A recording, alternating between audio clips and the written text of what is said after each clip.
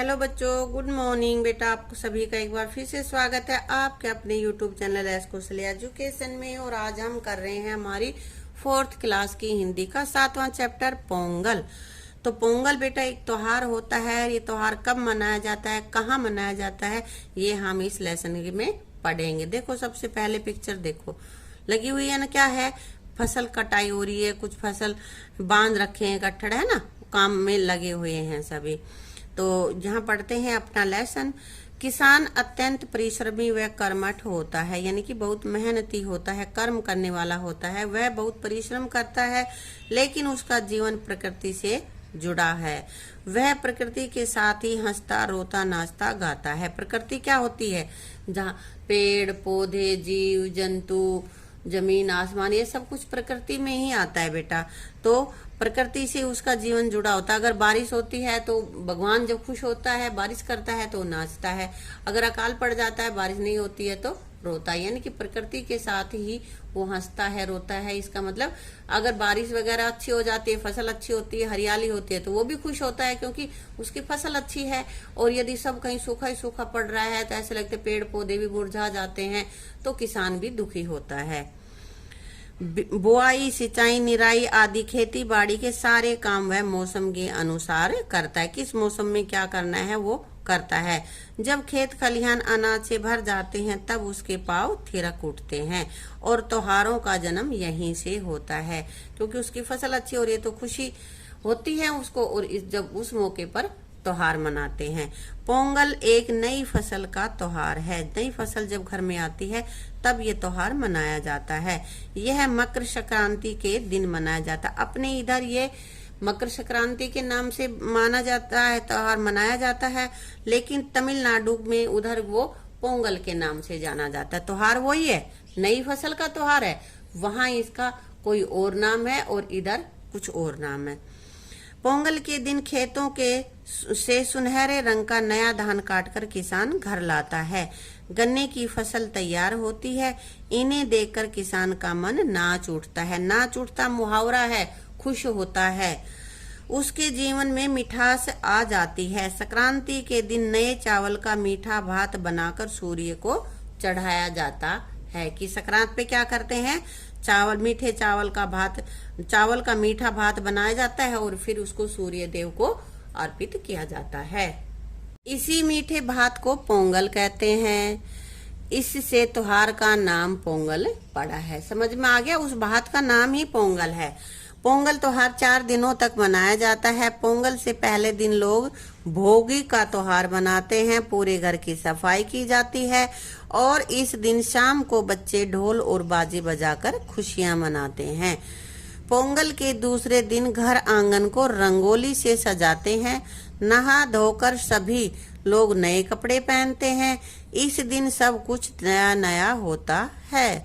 आंगन में अंगीठी जलाकर नए बर्तन में पोंगल पकाया जाता है। मीठा भात बता रहे हैं ना, हाँ, तो वो पकाया जाता है। बर्तन में हल्दी का पौधा बांध दिया जाता है। गन्ने के रस में नई फसल का चावल पकाया जाता है। जब चावल उबलकर ऊपर उठते हैं तब उसमें दूध डाल देते हैं। दूध के साथ उफनता हुआ पोंगल बर्तन के ऊपर से उमड़ता है और चारों ओर रिसकर आंच में टपक पड़ता है।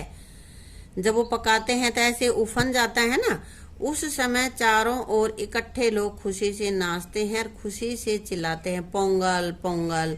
लोग अपने आसपास में पोंगल बांटते हैं और उसके बाद मित्र और सगे संबंधी समेत मिलकर बढ़िया भोजन करते हैं। तो ये इन्होंने बताया है यहाँ पे कि किस तरह से पोंगल मनाया जाता है। तीसरे दिन, अब 2 दिन का बता दिया, तीसरे दिन क्या होता है। तीसरे दिन माटू पोंगल मनाया जाता है। बेटा ये शॉर्ट क्वेश्चन आंसर में आएंगे ये इस तरह की चीजें। लेसन पूरा अच्छे से रीड करना है आपको। माटू पोंगल के दिन गाय बैलों को अच्छी तरह से नहलाया जाता है। उनके सींगों को रंगते हैं। ये माटू पोंगल वाले दिन की बात हो रही बेटा, उसमें क्या क्या करते हैं। उन्हें रंगीन कपड़ों से सजाते हैं। लोग उनके गले में फूल मालाएं पहनाते हैं। बैलों के उसमें है तथा उन्हें गुड़ और अच्छी अच्छी चीजें खिलाते हैं। शाम को मैदान में बैलों को दौड़ाया जाता है। भाई बैलों को क्यों सिंगारा जाता है? क्योंकि बैलों की वजह से ही तो फसल तैयार होती। पहले सब कुछ बैलों से ही होता था, अब तो फिर भी भाई ट्रैक्टर वगैरह से कर लेते हैं। अब तो दूसरी मशीनें आ गई, पहले तो पशुओं से ही जुताई वगैरह होती थी ना खेत की, इसलिए पशुओं को भी यहाँ पे बहुत महत्व दिया जाता है। चौथे दिन काणूम पोंगल। खाना खाकर पूरा परिवार घर के बाहर निकलता है। जगह जगह मेले लगते हैं जिनमें लोग घूमते हैं या आसपास का स्थान देखने के लिए चल पड़ते हैं। तो चौथे दिन मेला लगता है। खेती से संबंधित यह त्योहार पूरे भारत में किसी न किसी रूप में मनाया जाता है। तो ये किसी क्षेत्र में इसका कुछ और नाम है, किसी क्षेत्र में कुछ और नाम है, लेकिन मनाया पूरे ही भारत में जाता है। गुजरात से लेकर बंगाल तक के लोग इसे संक्रांति के नाम से जानते हैं। संक्रांति के नाम से जानते हैं। और उत्तर भारत में संक्रांति पर स्नान का महत्व है। हम जिसमें आते हैं वहां पे संक्रांति के दिन स्नान किया जाता है, धर्म कर्म करते हैं ना उस दिन। गंगा, यमुना, नर्मदा आदि नदियों में लोग स्नान करते हैं। चावल और मूंग की दाल की खिचड़ी बनाकर खाते और खिलाते हैं। इस दिन ये कुछ होता है मकर संक्रांति के दिन। तो बेटा ये अपना लेसन हमने रीड कर लिया है। अब इसके कर लेते हैं वर्ड मीनिंग। और वर्ड मीनिंग में पहला शब्द अपने पास है गुनगुनाना, यानी कि धीमी आवाज में गाना। एक तो जोर जोर से गाना, एक धीरे धीरे गाना, उसको कहते हैं गुनगुनाना। थिरकना मीन्स नाचना। निराई करना, फसल में जो खरपतवार उग जाता है उसको हटाने के लिए जो मतलब काम है हटाने का काम, उसको निराई कहते हैं। जैसे फसल के आसपास उग आए घास फूस को हटाना। जो जिस फसल को हमने बोया नहीं है और दूसरी चीजें उगाई हैं, जैसे बथुआ है या कुछ और खरपतवार है, वो उसको हम खरपतवार बोलते हैं। जो हमने बोई नहीं है, अपने आप उग गई है, उसको बोलते हैं। पोष, पूष का महीना। प्रतीक मीन्स चिन्ह या संकेत।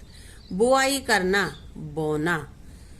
भोज, भोज मीन्स दावत।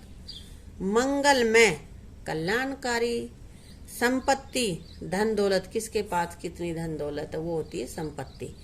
सिंचाई, सिंचाई पौधों फसलों में पानी देना। और स्नान मीन्स नहाना। बेटा इनके अलावा कोई और भी आपको वर्ड मीनिंग ऐसे हैं जो आपको नहीं आते हैं तो आप उनको कमेंट बॉक्स में लिख देना, मैं आपके आंसर दे दूंगी उसमें, ठीक है। अब बेटा वीडियो अगर आपको अच्छी लगी हो तो वीडियो को लाइक करना, शेयर करना और इसी तरह की और वीडियोस देखने के लिए चैनल को सब्सक्राइब करना। साथ ही साथ बेल आइकन जरूर प्रेस कर लेना ताकि कोई भी नई वीडियो आए तो आपके पास नोटिफिकेशन पहुंच जाए। Thank you.